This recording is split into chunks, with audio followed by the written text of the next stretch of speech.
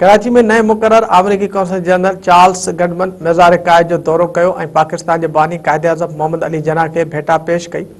अमरीकी consul general Charles गडमन कायदे आज़म मोहम्मद अली जना की मज़ार ते हाज़िरी भरे गुलन की चादर चाढ़ी ऐं अमरीकी अवाम के तरफां मेहमानन के किताब में पंहिंजा तासुरात लिखिया। उन मौके ते कौंसल जनरल गुडमन चयो त मोहम्मद अली जना की मज़ार की यात्रा ऐं खेस भेटा पेश करण मुझे लाइ वॾे इज़्ज़त ऐं एज़ाज़ की ॻाल्हि आहे। जिना वसी सोच रखंदड़ एक महान अगवान हो। संदस इतिहाद ऐं खुशहाली जो तस्वुर अज भी असां सभिनी लाइ रहनुमा असूल जीअं आहिनि।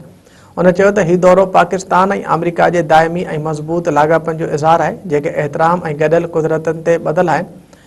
गुलन की चादर चाढ़ण खां पोइ कौंसल जनरल गडमन पाकिस्तान के पहिरें वज़ीर आज़म लियाकत अली ख़ान ऐं कायदे आज़म की भेण फातिमा जना की मज़ारनि ते हाज़िरी ॾिनी।